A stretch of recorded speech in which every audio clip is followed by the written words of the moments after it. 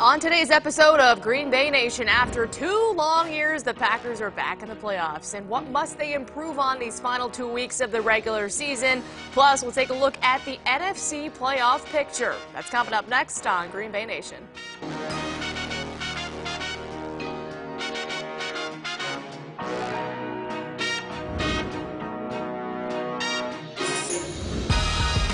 Hello, welcome to Green Bay Nation. Lily's down here joining me to chat about the Green Bay Packers. You know these guys. Andy Herman wearing a Packer Report shirt today, repping the brand. He's a writer and reporter for Packer Report, and of course, creator of the Pack A Day podcast. And Marcus Eversole down there, radio host on 107.5 and 1400 The Fan. We might need to get him a radio shirt, right? Yeah, radio shirt. Yeah, something like that. Something like that. All right, well, guys, it was a great Sunday for Packers fans because the team took down the Bears 21-13, which effectively knocked Chicago out of the playoffs.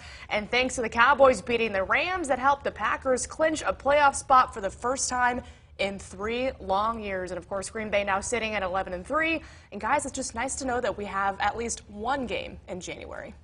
Yeah, I mean, this team has looked like a playoff team all year, and now they are officially a playoff team. I mean, everything they needed to go their way in Week 15 went their way. As far as their 21-13 win over the Bears, I'm sure we'll dive deeper into that. They didn't get many style points for that win, but they got literally everything they possibly could have hoped for out of Week 15. Can you imagine predicting the Bears to win that game? Who would do that, first of all? But I think you look back earlier in this season and you look at all the potential question marks that this team had going in. You had Aaron Rodgers coming back from some of the injuries he's had the last couple of years, new coaching staff, all the new draft picks that were coming in. They signed all these free agents. There were question marks all throughout of how this team was going to gel together, running a new offense. To all of a sudden be at this position that they're in with 2 weeks to go, already clinched a playoff berth, 11 wins.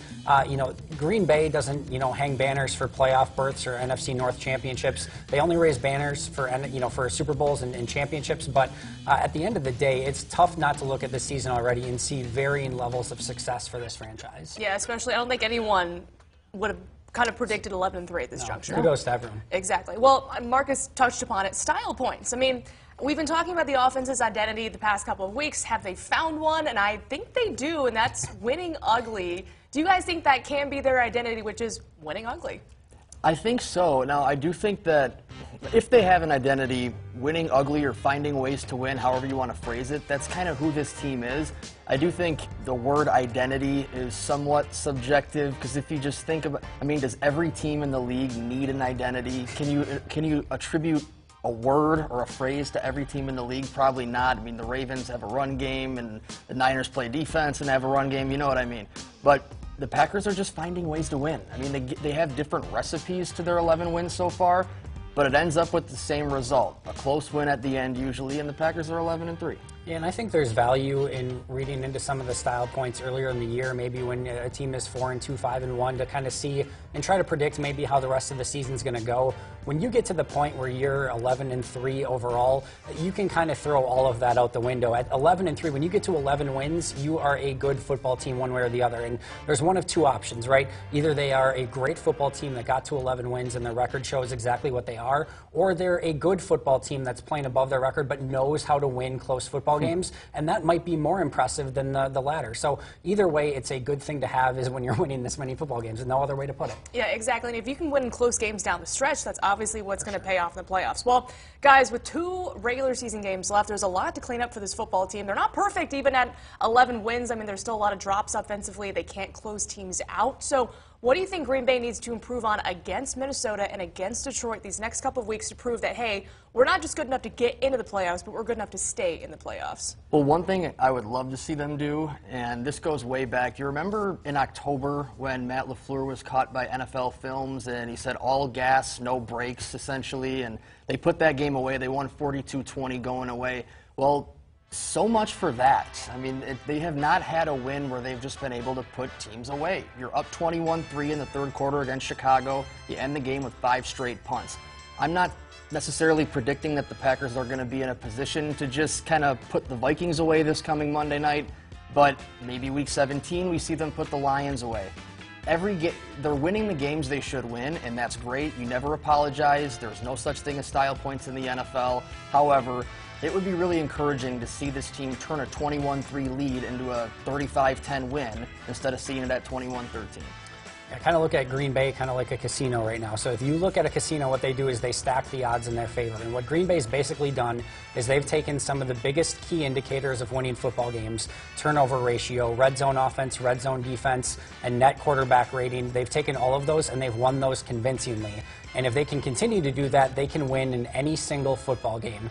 The issue becomes, if any of those issues go wrong, can they win some of the other areas that they've been bad at, including offensive efficiency, defensive efficiency, and third down conversion rates on offense? I think if they can clean up a couple of those things efficiently on offense, efficiently on defense, and third down conversion rates, that gives them a couple outs, another casino term, another out if all of a sudden they don't win the turnover battle, or if some of those things go a little bit awry. They need a couple more of those things that they can kind of lean on to try to get them over the hump. If they happen to have a game like a San Francisco game or like a Charger game earlier in the year where things don't go according to plan, they've got to figure out those sort of things. I totally agree. And guys, with all that being said, let's talk about playoff seeding, because the scenario this past week was that the Packers went out, they get that first round bye, the number 2 seed in the NFC, but now there's a possibility for much more. Here's how the current playoff picture is shaping up in the NFC. Of course, the Seahawks are the number 1 seed, followed by the Packers, the Saints, the Cowboys, and then in the hunt, or the wild card especially, you have the 49ers and the Vikings. In the hunt still the Rams and the Eagles. But the new scenario now with the 49ers losing is that the Packers are now tied for the best record in the NFC, so that number 1 seed and home field advantage going through Lambeau, it's still a possibility, which is crazy to say. It's absolutely crazy to say. 2 weeks left to play, and the Packers are tied for the best record in the NFC. I mean, we spend a lot of time sharing our opinions on whether or not the Packers are as good as the other teams in the NFC. However, that's a fact.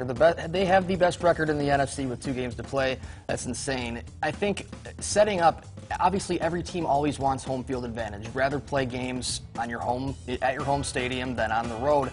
But I think it's just especially true this year. I mean, think about how you'd feel about the Packers taking on the Seahawks or the Niners or the Saints at their place versus at Lambeau Field.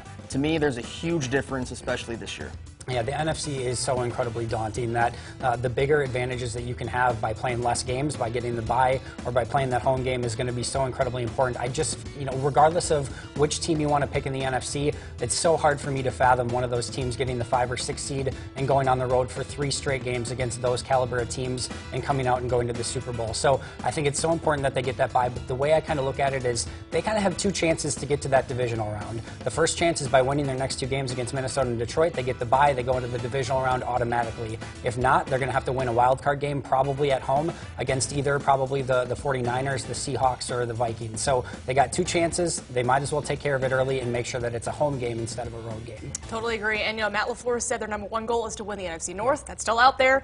But he also mentioned, I'm not going to talk about the playoffs, but we want as many home games as we can at Lambeau. All right, there's more to come on the show. We'll talk about that huge Monday night matchup with the Vikings.